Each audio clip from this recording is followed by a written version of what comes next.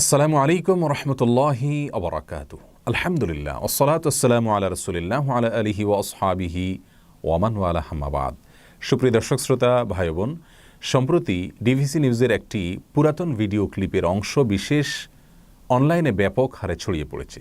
এবং এই যে আসসালামু আলাইকুম আপনি খেয়াল করে দেন, ভেরি ইন্টারেস্টিং। আগে আমরা ছোটবেলায় আসসালামু আলাইকুম বলছি, এটাকে এখন আপনি দেখবেন যে একটা middle class, educated middle class, তারা খুব স্ট্রেস দিয়ে আসসালামু আলাইকুম, এটা এই পুরো বিএনপি জামাতের এই মাসলার মধ্যে শেখানো হয়েছে। কিংবা আল্লাহ হাফেজ, যে খোদা হাফেজ আমরা বলতাম খুব সহজ, এটা আল্লাহ হাফেজ, এগুলো দিয়ে কিন্তু একটা ডিসকোর্স তৈরি করা হয়েছে।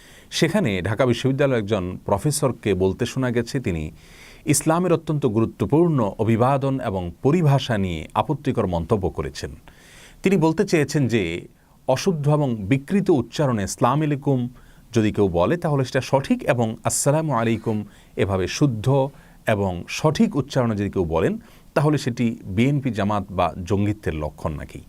তেমনিভাবে কেউ খোদা হাফেজ না বলে আল্লাহ হাফেজ বললে সেটাও নাকি জঙ্গিত্বের লক্ষণ। মুসলিম মেয়েরা যদি দিন শেখার জন্য, কোরআন শেখার জন্য, ইসলাম শেখার জন্য সপ্তাহে এক বা একাধিক দিন কোনো মজলিসের আয়োজন করেন, কোনো বৈঠকের আয়োজন করেন, কোনো মাহফিলের আয়োজন করেন, সেটা নাকি জঙ্গিত্বের লক্ষণ এবং সেটা নাকি আপত্তিকর, সেটাকে নাকি নিয়ন্ত্রণ করা দরকার। প্রিয় দর্শক, তার এই সমস্ত মন্তব্যের কারণে অনলাইনে মানুষ ফুঁসে উঠেছে এবং ব্যাপকভাবে নিন্দার ঝড় বইছে। আমরা এই সম্মানিত প্রফেসরের প্রতি সম্পূর্ণ শ্রদ্ধা রেখে বলতে চাই যে সালাম এটি জান্নাতীদের পারস্পরিক অভিবাদন, ফেরেশতাদের অভিবাদন। আল্লাহ রাব্বুল আলামিন ইরশাদ করেছেন, তাহিয়াতুহুম ইয়াওমা ইয়ালকাউনাহু সালাম। জান্নাতে তারা যখন একে অন্যের সঙ্গে সাক্ষাৎ করবেন তখন সালাম বলে অভিবাদন জানাবেন। স্বয়ং আল্লাহ রাব্বুল আলামিন তার বান্দাদের প্রতি অভিবাদন জ্ঞাপন করে জানিয়ে বলবেন সালাম, সালামুন কাওলাম মির রব্বির রহিম। আয়াতে সে বিষয়টি আল্লাহ রাব্বুল আলামিন আমাদেরকে জানিয়েছেন। সালাম এটি শান্তির বাণী, শান্তির দোয়া। আসসালাম এটি আল্লাহ রাব্বুল আলামিনের গুণবাচক একটি নাম। আল্লাহ রাব্বুল আলামিনের গুণবাচক একটি নাম, সেটাকে শুদ্ধ উচ্চারণ করলে নিশ্চয়ই আল্লাহ তাআলা খুশি হবেন। কারণ নামকে বিকৃত করে যদি কেউ উচ্চারণ করেন তিনি কখনো সন্তুষ্ট হবেন না। অতএব আসসালাম এভাবে বললে আল্লাহ তাআলা খুশি হবেন। আসসালামু আলাইকুম বা এভাবে বিকৃতভাবে যদি বলা হয় সন্দেহাতীতভাবে সেটি আল্লাহর অসন্তুষ্টির কারণ হবে। কিন্তু দুঃখজনক যে আত্মপরিচয়হীনতায় ভুগতে থাকা পশ্চিমাদের মোসাহেবি করতে করতে আমাদের দেশের এক শ্রেণীর সুশীলদের অবস্থা এই দাঁড়িয়েছে যে তারা কি বলছে না বলছেন নিজেও জানছেন না। ইসলামের এত সাধারণ একটি বিষয় যেটি যে কোনো মুসলিম মাত্রই জানার কথা, সে বিষয়টুকু পর্যন্ত একজন বিশ্ববিদ্যালয়ের শিক্ষক জানছেন না, অথচ তিনি ইসলাম এবং জঙ্গিবাদ নিয়ে তুলনামূলক আলোচনা করছেন বিভিন্ন টিভি চ্যানেলে ঘুরে ঘুরে। এটি আমাদের জন্য অত্যন্ত লজ্জাস্কর এবং অত্যন্ত দুঃখজনক। প্রিয় দর্শক, একজন বিশ্ববিদ্যালয়ের শিক্ষক যেখানে বিশুদ্ধ উচ্চারণের প্রতি আহ্বান করার কথা, সেখানে তিনি বিকৃত উচ্চারণকে অ্যাপ্রিসিয়েট করছেন, সেটাকে তিনি সমর্থন করছেন, সাপোর্ট করছেন। আবার শুদ্ধ উচ্চারণকে তিনি জঙ্গিবাদের সাথে তুলনা করে সেটাকে তিনি দোষারোপ করে বেড়াচ্ছেন। কোন অবস্থাতেই তার এই উক্তি গ্রহণযোগ্য নয়, বরং এই উক্তির জন্য তার ক্ষমা চাওয়া উচিত এবং লজ্জিত হওয়া উচিত এবং এই মূর্খতাসুলভ মন্তব্য থেকে তার ফিরে আসা উচিত। প্রিয় দর্শক, আমাদের সমাজে কেউ যদি বিশুদ্ধ উচ্চারণে ইংরেজি বলতে পারে আমরা তাকে স্মার্ট বলি। বিশুদ্ধ উচ্চারণে ইংরেজি বলা যে সমাজে স্মার্টনেস, সে সমাজে বিশুদ্ধ উচ্চারণে আরবি বললে কেন জঙ্গিবাদ হতে যাবে?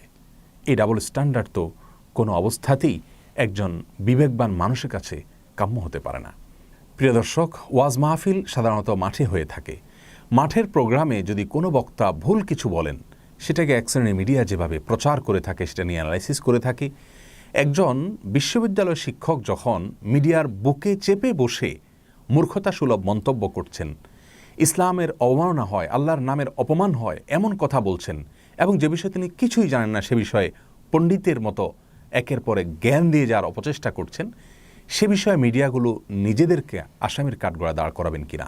মাহফিলের কোনো বক্তার ভুল বক্তব্যের কারণে যদি ঢালাওভাবে ওয়াজ মাহফিলের সমালোচনা করা যায় তাহলে মিডিয়ায় বসে ভুলভাল, হাস্যকর, আপত্তিকর এবং ইসলাম বিদ্বেষী মন্তব্য করার কারণে খোদ মিডিয়া ঢালাওভাবে নিজেকে আসামির কাঠগড়ায় দাঁড় করাবেন কি? সে প্রফেসর সাহেব ইতিমধ্যে তার ফেসবুক আইডিতে একটি পোস্ট করেছেন এবং সেখানে তিনি তার বক্তব্যের ব্যাখ্যা দিয়েছেন। তিনি বোঝাতে চেয়েছেন যে গোটা অনুষ্ঠান জুড়ে তিনি মুসলিমদের পক্ষ অবলম্বন করেছেন এবং মুসলিমদের পক্ষ হয়ে অনেক কথা বলেছেন, কিন্তু তিনি যে সালাম এবং আল্লাহ হাফিজ সহ ইসলামের গুরুত্বপূর্ণ শান্তির বাণীগুলোকে অশান্তির অস্ত্র হিসেবে তুলে ধরার অপচেষ্টা করেছেন এবং অপব্যাখ্যা করেছেন, এবং তিনি যে মূর্খতার প্রকাশ ঘটিয়েছেন সেজন্য তিনি যে একটু লজ্জিত বা একটুও তিনি দুঃখ প্রকাশ করছেন বা ক্ষমা চাইছেন, এরকম কোনো কথা তিনি বলেননি। আমরা মনে করি তাঁর এই স্ট্যাটাসও কোনোভাবেই আমাদের কাছে গ্রহণযোগ্য হতে পারে না। তিনি একজন শিক্ষিত মানুষ হিসাবে, একজন শিক্ষক হিসাবে আমরা তার কাছে অবশ্যই আশা করব তিনি একটি স্ট্যাটাসের মাধ্যমে অথবা তার বক্তব্যের মাধ্যমে তিনি যে ভুল বক্তব্য দিয়েছেন সেটাকে তিনি প্রত্যাহার করে নিন এবং তার ভুল স্বীকার করে নিন।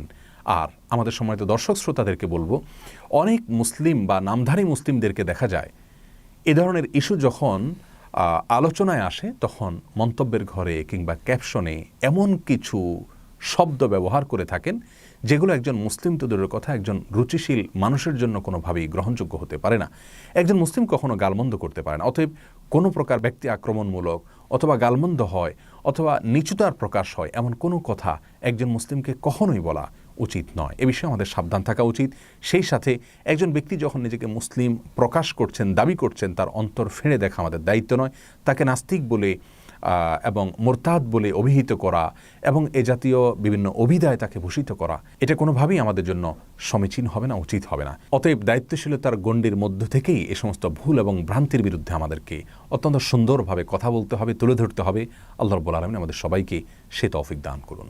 আসসালামু আলাইকুম ওয়া রাহমাতুল্লাহি ওয়া বারাকাতুহু।